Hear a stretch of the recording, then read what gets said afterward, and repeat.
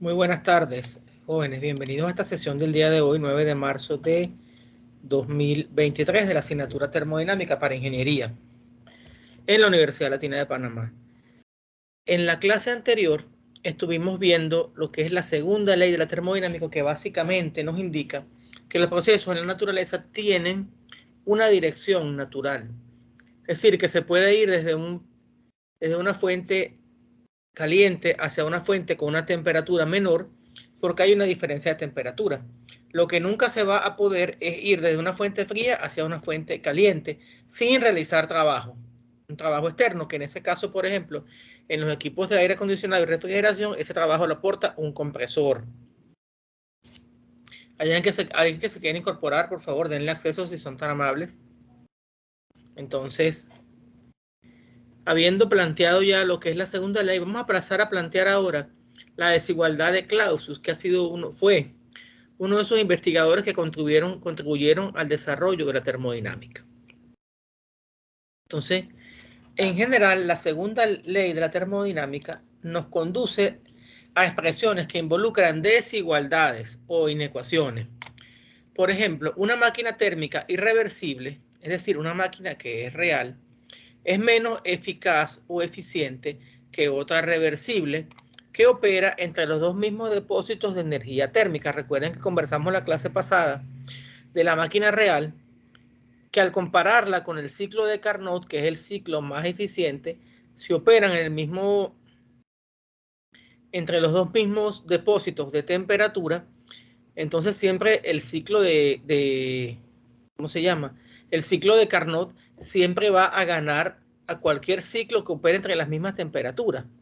Entonces, y dijimos también que el ciclo de Carnot es el ciclo más eficiente posible. Entonces, a partir de esos planteamientos, se define esta expresión que está acá, que la integral cíclica, es decir, la integral de todo el ciclo de un diferencial de calor entre la temperatura siempre va a ser menor o igual que 0. Esta desigualdad representa que para un ciclo normal, la variación del calor es menor a 0 para procesos irreversibles e igual a 0 para los reversibles. Entonces, esta desigualdad es válida para máquinas reversibles y para máquinas irreversibles. Y vamos a ver cómo funciona eso. Ejemplo, supongo que en un ciclo Rankine, el agua entra a la caldera a 700 kPa como líquido saturado y sale a 700 kPa con calidad 100%.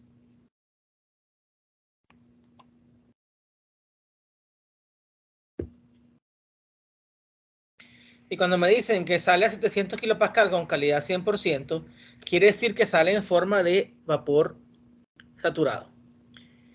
Entra al condensador con calidad de 90% a 15 kPa y de ese condensador va a salir como líquido saturado. Me piden calcular el calor en la caldera, el calor en el intercambiador y de paso demostrar que se cumple la desigualdad de Clausius. Entonces, a partir de allí, para resolver la primera parte del ejercicio, primero hay que hacer un balance de energía y de masa en la caldera. Entonces, si esta es la caldera, número 1, la masa que sale va a ser igual a la masa que entra, porque hay una sola entrada y una sola salida. Si hubiera acumulación en la caldera, es otra historia. Pero este es un flujo en movimiento, por tanto, la cantidad de agua que entra es igual a la cantidad de agua que sale. ¿Qué más podemos decir? Que también hay que aplicar un balance de energía. Recuerden ustedes que la primera ley de la termodinámica nos decía que la variación de energía es igual al calor menos el trabajo. Cuando se trata de volúmenes de control, es decir, de dispositivos ingenieriles donde el flujo de masa, donde hay un flujo de masa, es decir, que la masa está en movimiento, Se habla es de entalpía y no de energía interna. Entonces, para calderas, compresores, bombas, intercambiadores de calor y otros dispositivos donde hay flujos de movimiento, se dice que la variación de la entalpía es igual al calor menos el trabajo. Y la variación de la entalpía sería entalpía que sale, que acá hay una entalpía total. Y aquí sería entalpía que entra. Entonces sería entalpía a la salida menos entalpía a la entrada. Y vamos a verlo de esta manera. Si en una caldera yo añado calor, la función de ese calor es darle más energía al líquido, al fluido que maneja la caldera. Y la caldera entonces maneja agua.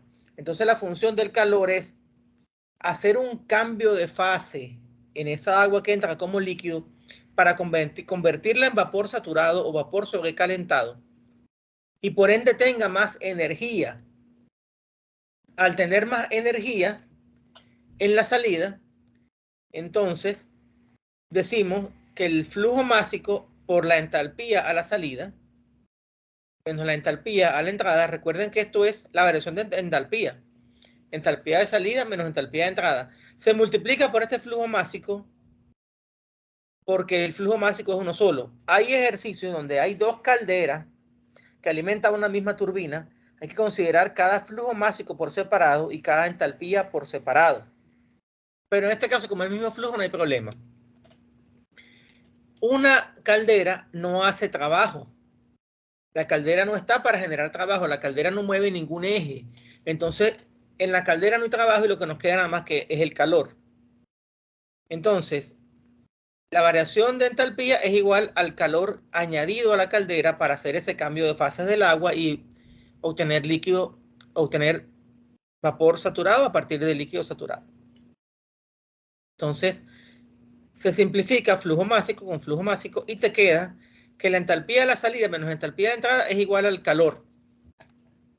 Entonces, como ya sabemos manejar las tablas termodinámicas, vamos a la tabla de saturación a 700 kilopascal.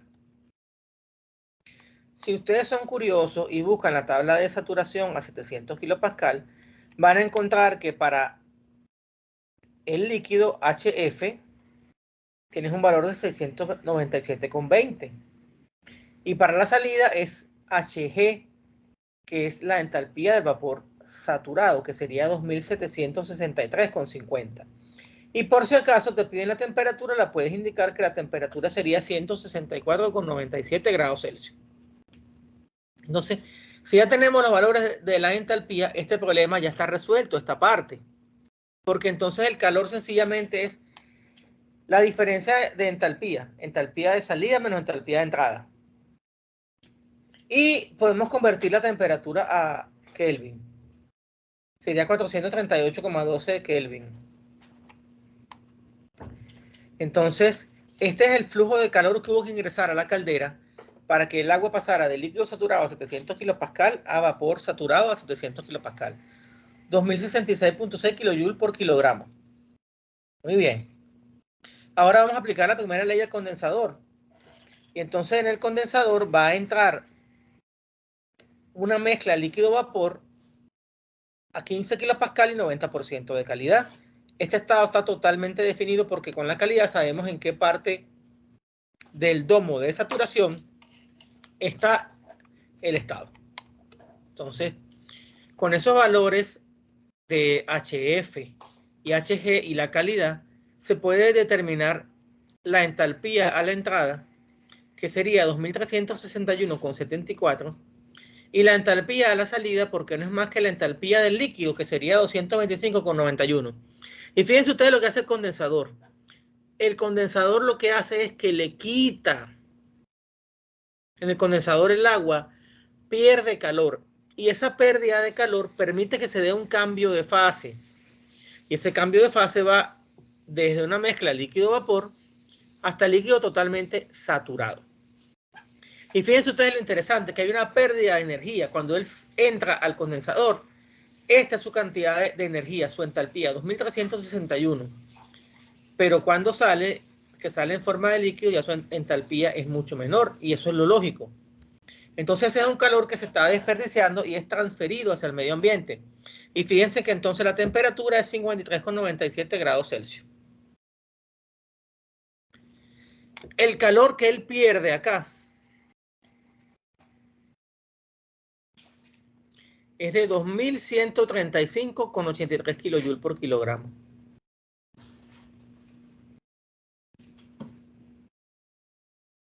Entonces, él pierde bastante calor.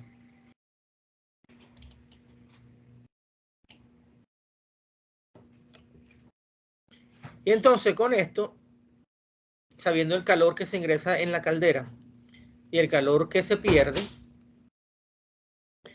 ahora podemos proceder a calcular la desigualdad de Clausius y demostrar que esto se cumple, esto que está acá. Tenemos que en la caldera se añade calor para evaporar el agua líquida. Entonces, hay que dividir el calor de la caldera entre su temperatura, que sería entonces dividir 2066.6 entre 438.12, entendiendo que esto tiene que estar en Kelvin, temperatura. A eso hay que sumarle el calor que se rechaza al ambiente, que es 2135,83, y dividirlo por su temperatura, que es 327,12. Y aparte de eso, acuérdense de una cosa. El calor que entra es positivo y el calor que sale es negativo. Cuando entonces sacamos estas cuentas al final, nos da que esta variación del calor entre la entalpía a lo largo de todo el ciclo es de menos 1.8. Entonces se cumple la desigualdad de Clausius y el ciclo es irreversible.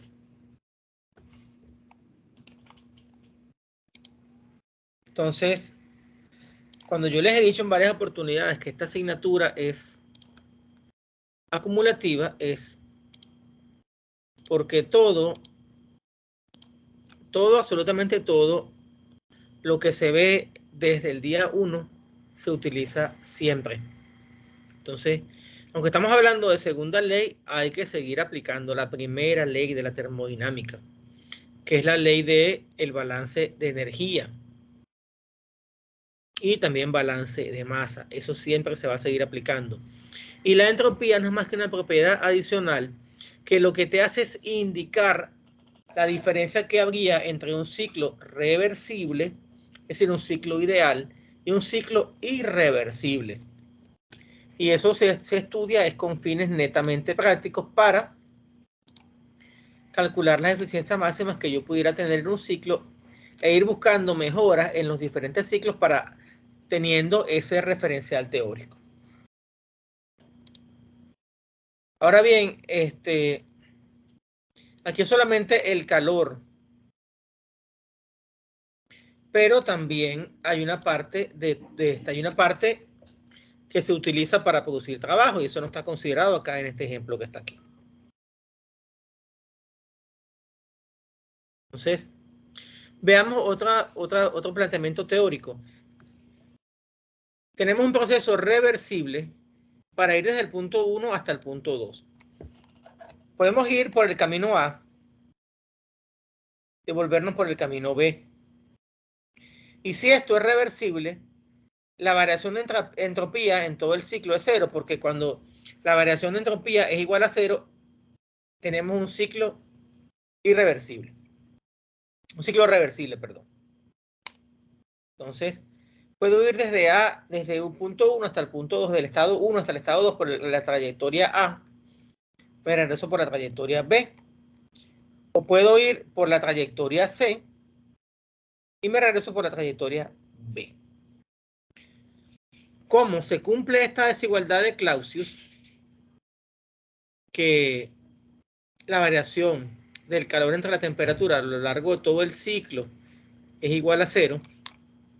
Si sumo la integral desde 1 hasta 2 por el camino C más la integral de 2 hasta 1 por el camino B, que es, salgo de acá por el camino C, llego al punto 2 y me devuelvo por el punto B. Tiene que ser igual a que yo tome este camino desde 1 hasta 2 por la vía A, que es lo que está indicado acá, más el retorno, que sería ir desde 2 hasta 1 por el camino B. Entonces, sin importar el camino que yo tome, la variación de la entropía solamente va a depender de los estados inicial y final. Entonces, eso es lo que es la entropía.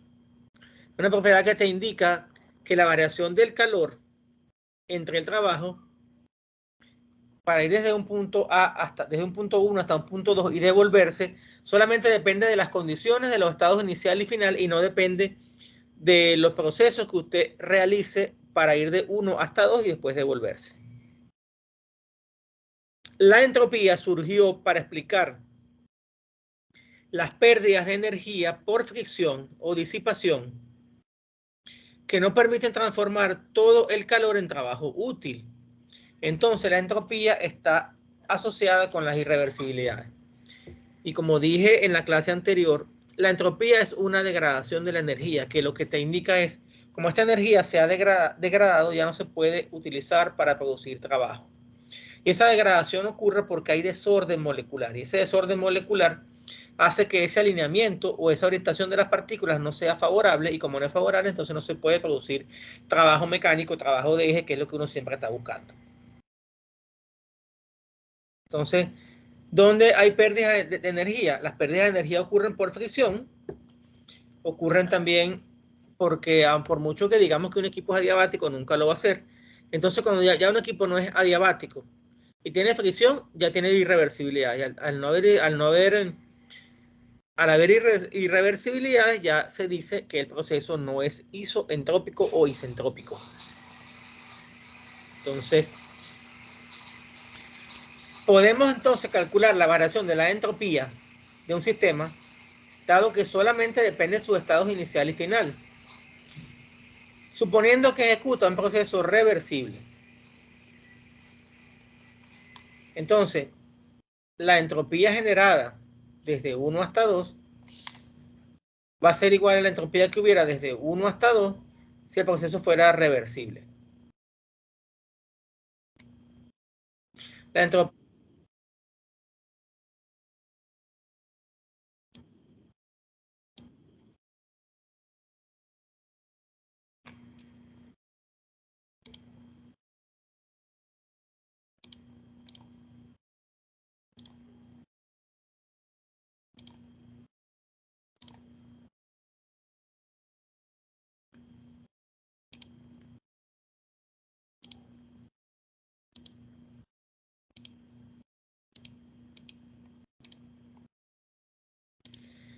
La entropía generada durante un proceso se llama generación de entropía y se denota por S generada.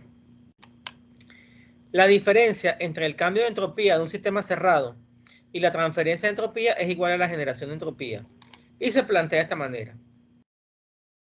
La entropía generada es la entropía del sistema más la entropía de los alrededores y eso va a ser siempre igual a mayor que cero. Entonces, el universo lo que tiende es a incrementar su entropía. Entonces, la entropía también la podemos encontrar en las tablas termodinámicas, que es la columna entropy, columna S. La entropía total es S y la que aparece en la tabla es entropía específica, cuyas unidades son parecidas a la de la entalpía, pero aquí le ponen al lado una K. Entonces la entropía es kilojoule sobre kilogramo Kelvin. Y para la entropía también se cumple lo mismo que para la calidad. Si usted tiene la calidad, usted puede calcular con el valor de SF y SFG, usted calcula la entropía total del estado. Aquí vemos que, por ejemplo, la entropía del líquido saturado es mucho menor que la del vapor saturado.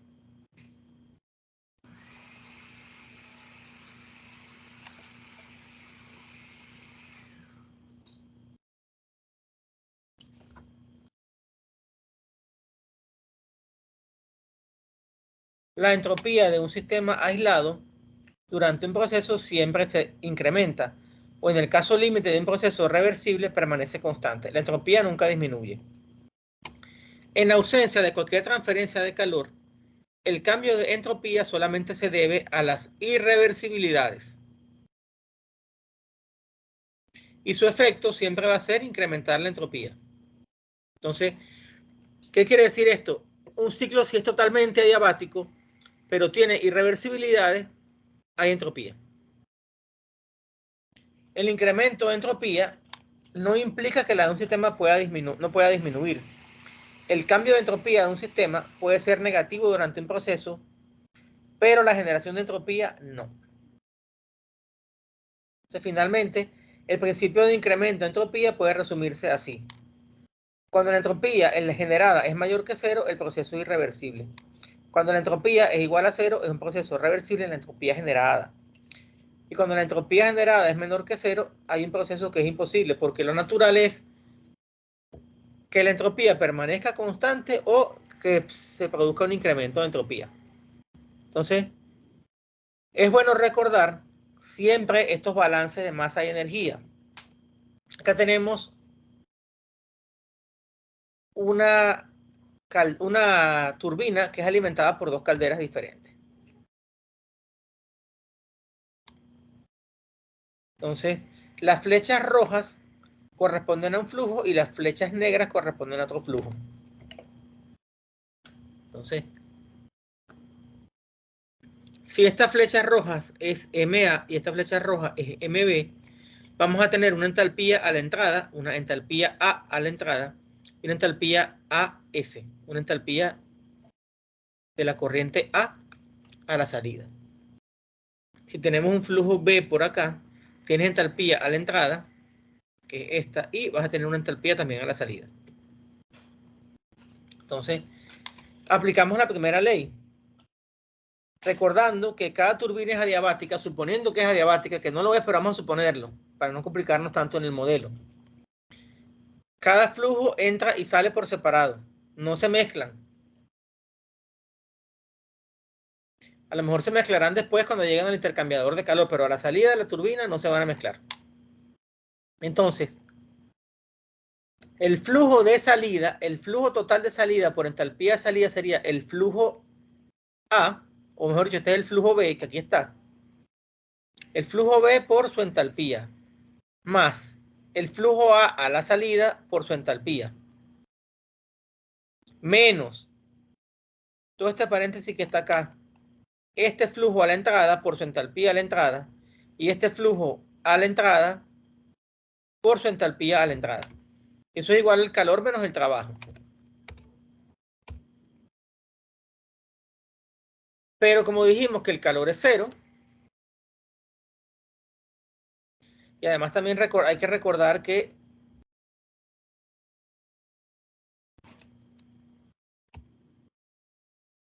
las entalpías las podemos determinar por tabla y las masas o son datos del problema o las podemos calcular. Entonces, el trabajo que hace la turbina viene dado por las condiciones de entrada, condiciones de salida, perdón, menos las condiciones de entrada. Eso te va a dar el trabajo.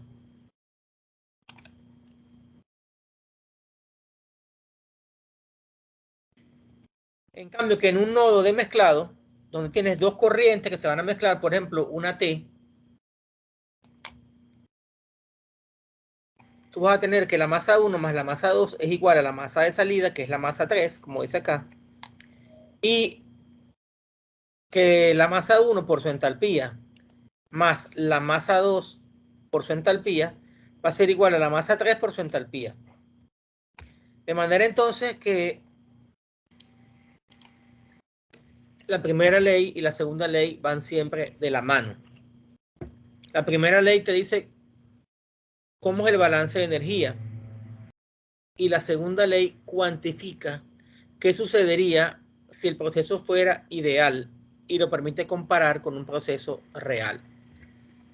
Entonces, ahí está la belleza de esas leyes de termodinámica que al combinarse te permiten ver si un proceso es posible o no.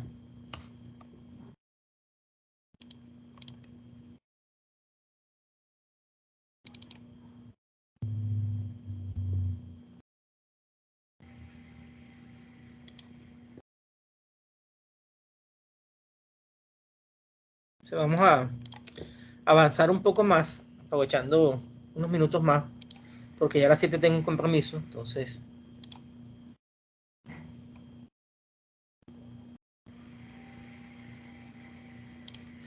Hablamos también de procesos isentrópicos, que son procesos en los cuales la entropía permanece constante. Recuerden que hemos tenido procesos isotérmicos, isobáricos e isocóricos. Entonces, iso significa igualdad. Por lo tanto, si un proceso tiene el prefijo iso, quiere decir que la variable que sigue, la propiedad, se mantiene constante. Entonces, en un proceso isoentrópico o isentrópico, como aparece acá, la entropía permanece constante. Entonces ya sabemos que cuando no hay generación de entropía es un ciclo que no es real, un proceso que no es real, es un proceso ideal. Entonces, la entropía puede cambiar por dos razones fundamentales. Por la transferencia de calor, que ya le explicamos, y las irreversibilidades, que ya dijimos que tenemos, por ejemplo, la fricción. Entonces, en un proceso reversible y adiabático, la entropía permanece constante. A estos procesos los llamamos procesos isentrópicos. Entonces recuerden, un proceso puede ser reversible, pero si no es adiabático, ya no es isentrópico. Un proceso puede ser adiabático, si no hay transferencia de calor, pero si el proceso no es reversible, ya ahí tampoco es isentrópico. Entonces, cuando hablamos de un proceso isentrópico, es un proceso que es reversible y adiabático a la vez. Muchos sistemas o dispositivos de ingeniería, como las bombas, las turbinas, las toberas y los difusores, son esencialmente adiabáticos en su funcionamiento y tienen mejor desempeño cuando se reducen o minimizan las irreversibilidades, como la fricción asociada al proceso. Entonces, para esto es que hablamos de todas estas cosas, que lo que queremos hacer es minimizar esas irreversibilidades, mejorar los aislantes que les ponemos a los equipos para que se reduzca la entropía. Y al reducir la entropía, se aprovecha de mejor manera toda esa potencia calorífica para convertirla en trabajo. Entonces, por eso que dijimos en la clase pasada que al hacer las mejoras en los sistemas de refrigeración, las mejoras en los sistemas de lubricación de los automóviles y hacerlos más livianos y todo eso, al mejorar la combustión y toda la serie de mejoras que se han desarrollado en los más de 120 años que tiene la industria automovilística de los motores de combustión interna, es que hemos pasado de que en los años 30 los vehículos normales te rendían 4 kilómetros por litro a rendirte 16 kilómetros por litro y más. Entonces, un proceso isentrópico puede servir como un modelo apropiado para los procesos reales, además de permitirnos definir las eficiencias para procesos al comparar el desempeño real de estos dispositivos con el desempeño bajo condiciones ideales, condiciones de laboratorio, que no son las que ocurren en la realidad, pero que te ayudan a diseñar y a mejorar el proceso. Vapor entra a una turbina a 1 megapascal y 300 Celsius, a 50 metros por segundo. El vapor sale de la turbina a 150 kilopascal y 200 metros por segundo. Si se considera que el proceso es reversible y adiabático, determine el trabajo específico o trabajo por unidad de masa. Entonces, recordemos cómo se hace esto. Con la tabla de presión a 1 megapascal, me voy a la tabla de presión, que es la tabla B.1.2, veo que a 1000 kilopascal la temperatura es 179,91 grados Celsius. Si me dicen en el proceso que estoy a 300 grados Celsius, tengo que mi temperatura del proceso, del estado de ese vapor a la entrada de la turbina, es mayor que la temperatura de saturación para la presión que me están dando. Entonces estamos en forma de vapor sobrecalentado. También,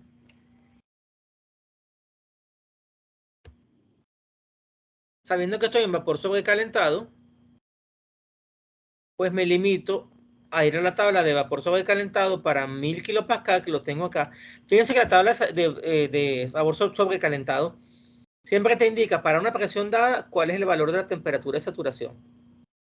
Entonces, fíjense, para 1000 la temperatura de saturación es 179,91. Y aquí te lo indica entre un paréntesis. Para 1000, esta temperatura entre paréntesis es la temperatura de saturación. Entonces, yo leo mi volumen específico, que aquí está. Leo mi energía interna si la necesito. Leo la entalpía y también leo la entropía. La entalpía es 3051,15. Aquí está. Y la entropía es 7.1228 kilojoules por kilogramo Kelvin. Es una entropía específica y una entalpía específica.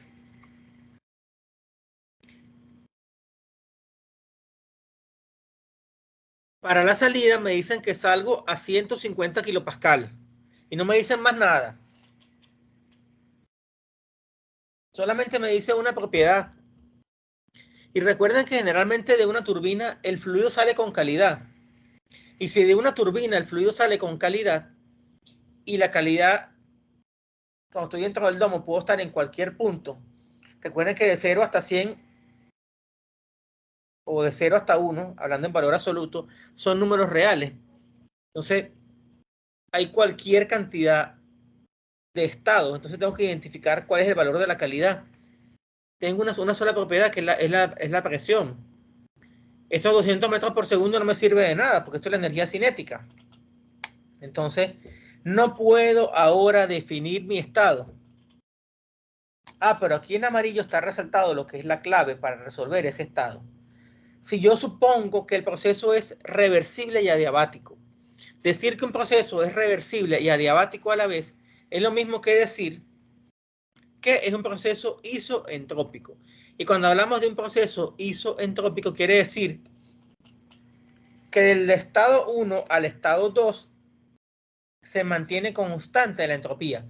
Por tanto, entonces, esta entropía que hemos leído aquí en la entrada de 7.1228 va a ser la misma entropía que tendríamos a la salida.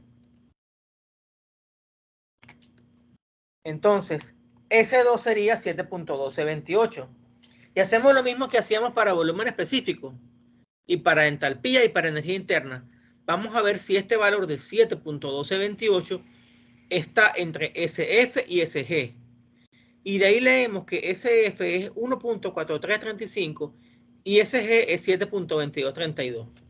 Por tanto, al estar el valor del estado, el valor de la entropía en un punto intermedio, estamos dentro del domo de saturación y podemos entonces calcular cuánto es el valor de la calidad. Entonces, vamos a la fórmula que está aquí abajo. La entropía es SF más la calidad por SFG y SFG siempre me aparece en la tabla. Es la diferencia entre SG menos SF. Entonces, perfecto, calculamos la calidad. Esta S es la S del estado, SF de la tabla y SFG también de la tabla. Y con eso nos da una entropía de 0.9827. Perfecto, ya el estado está definido. Con ese valor de calidad, puedo calcular ahora el valor de la entalpía total, recordando que H va a ser igual a HF más esta calidad que acabo de calcular por HFG.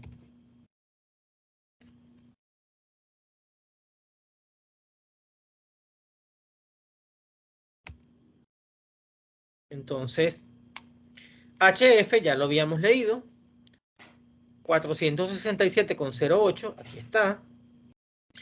HFG, 2226,46, aquí está.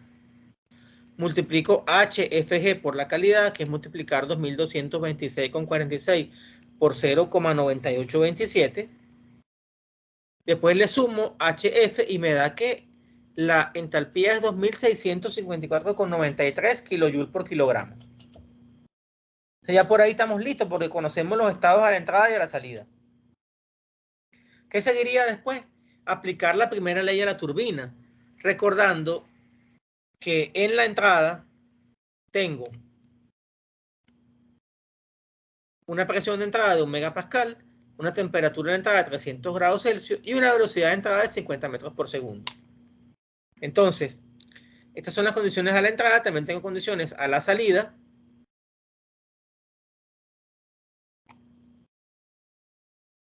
Entonces, en el caso del término de energía cinética, hay que dividirlo por 1000 para que la energía me dé en kilojoule, porque si yo lo dejo así como está, la energía me va a dar en joule. Entonces, esta velocidad que es 200 la elevamos al cuadrado, la dividimos entre 2. Ya dijimos que había que dividir por 1000, por 1000, perdón. Le restamos ahora la entalpía a la salida menos la entalpía, perdón, la energía cinética a la entrada. Y me va a dar este valor que es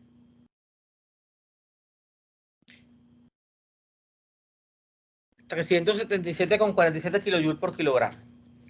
Ese es el trabajo que produciría esa turbina si fuera una turbina isentrópica. Se puede lograr reducir considerablemente la pérdida de calor en una turbina. Puedes reducir las irreversibilidades cuando mejoras los sistemas y los procesos de lubricación. Si vas diseñando componentes mecánicos más eficientes, por ejemplo, vas colocando rodamientos más eficientes, vas colocando materiales más livianos, vas reduciendo todo esto. Puedes mejorar la eficiencia, pero en la práctica las turbinas nunca van a ser isentrópicas. Cuando una turbina es isentrópica, se dice que su trabajo es isentrópico. Mientras que si no lo es, entonces el trabajo es real. La relación entre el trabajo real y el trabajo isentrópico permite calcular la eficiencia. Entonces la eficiencia sería en este caso el trabajo real entre el trabajo isentrópico, que es este WS. Y esto es útil para saber cuál sería la eficiencia máxima de una turbina en un proceso. Entonces, lo que hace el diseñador es estima el trabajo isentrópico. Después, como tiene las condiciones reales a la salida, porque las puede medir o puede determinar el trabajo real, porque eso se mide. Hay un aparato que es para medir eso. Eso se llama la potencia al freno. Ya sabe el trabajo real. Dice, mira, entonces al final logra calcular la eficiencia y te dice, mira, esta turbina tiene una eficiencia de un 80%. Entonces, ¿cómo van hasta ahora?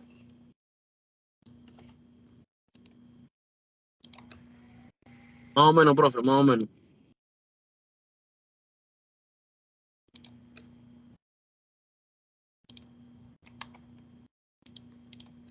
¿Cómo vamos hasta ahora? Profe, ¿escucha? ¿Profesor? Dígame. Ah, pensé que no se escuchaba. Yo más o menos, pues. Ahí voy. Bueno, este material está ya, todo está disponible ya en el Moodle, ¿lo oyeron? Así que les aconsejo que lo vayan revisando durante el fin de semana. No, ahí repaso, ahí repaso. Sí, sí, sí, claro.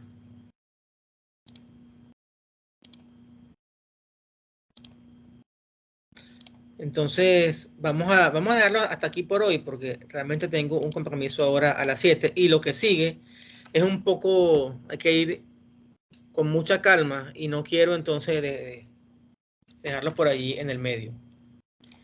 Vamos a aprovechar estos minutos que me quedan todavía para conversar de la nota. No sé si ya vieron la nota del primer examen. Yo corregí desde el domingo, si mal no recuerdo. Lo que no sé es si pueden visualizar las notas. Voy a revisar eso inmediatamente para ver si pueden.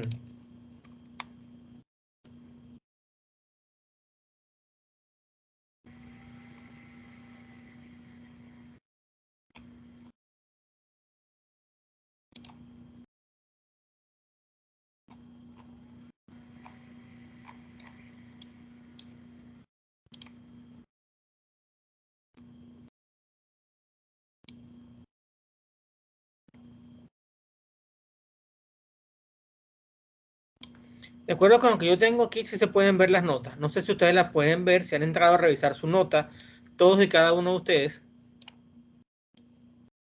Bueno, yo sí pude ver la mía, pero salí bien bajito, la verdad. ¿Quién me habló? Coloma. Sí, correcto.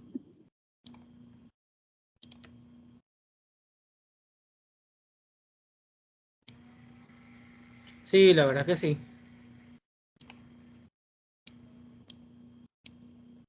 Y por cierto que también hubo gente que no presentó el examen.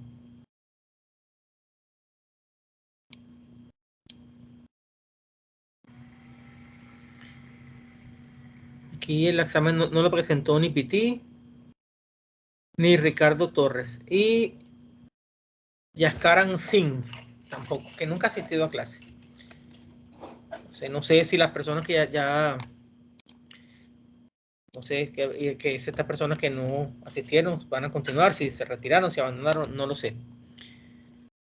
Profe, Entonces, sí, adelante, por favor. solamente, ¿qué otras asignaciones tendremos dentro de la materia? ¿O solamente serían los parciales? Todavía nos quedan 2 parciales más. Nos queda una charla y nos queda el trabajo final. El trabajo final tiene una ponderación de 30 y la charla un 10%. Y quedan todavía 2 exámenes más de 20% cada uno. Que tienen oportunidad de recuperarse. Sí, por eso preguntaba. Sí, tienen oportunidad de recuperarse. Profe, otra consulta. No pregunte. Si tanto la charla como el proyecto final, supongo que la charla sí será grupal o cómo será el proyecto también. Bueno, las 2 actividades son grupales. Tanto la charla como el parcial. En la charla ustedes les voy a asignar a cada quien un ciclo. Porque ese es para la última parte. Ya yo he conversado en varias veces de ciclo ranking. He hablado a grosso modo del ciclo del ciclo diésel, he hablado a grosso modo del ciclo de Otto, pero eso te lo van a explicar con más detalle. Eso tiene una ponderación de 10%. Y el proyecto final tiene una ponderación de 30%. Es un informe escrito sencillo, corto, de unas 12 páginas aproximadamente, acompañado de su presentación, de su sustentación, mejor dicho.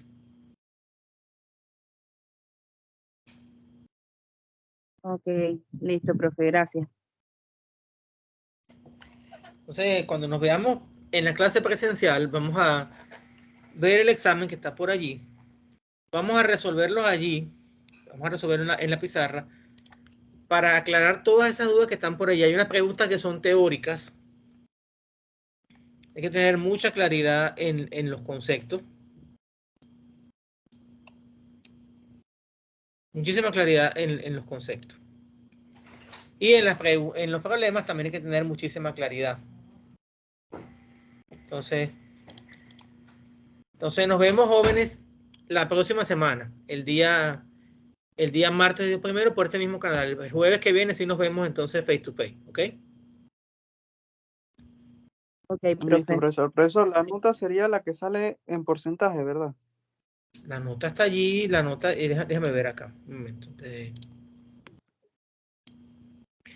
La nota debería aparecer o en porcentaje o en valor absoluto. Por ejemplo, el examen valía 20%. Una persona que tiene 12, por ejemplo, tiene 60%. Una persona que tiene 14 tiene 70% y así sucesivamente. Ok. Listo, profe. Profe, a mí no me sale reflejado. ¿A usted no le sale? Qué extraño No. que no lo pueda ver.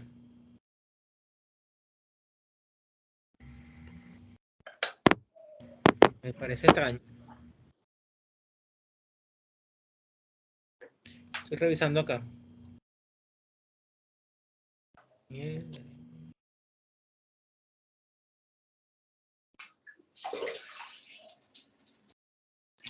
Oiga, ¿verdad que sí? Usted no aparece aquí. ¿Qué pasó? Ya va. Déjame revisar acá por apellido porque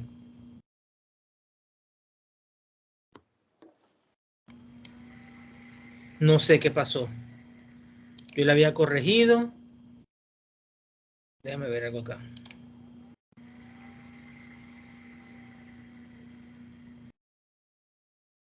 La verdad que no sé qué pudo haber pasado.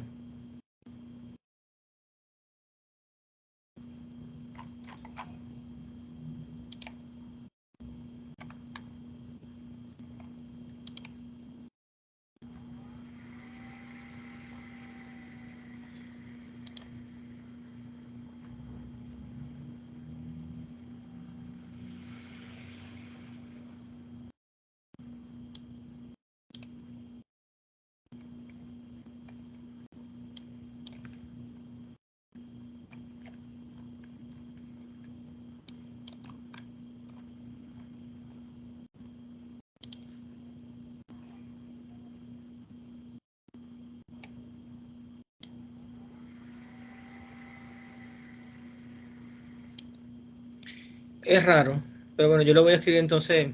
Escríbame un correo, por favor, ¿yo? Para recordarme el caso. ¿Entendido? Ok, ok. Bueno, jóvenes, ha sido un placer, pues entonces nos vemos el martes. Que tengan ustedes una feliz tarde. Hasta luego. Hasta luego.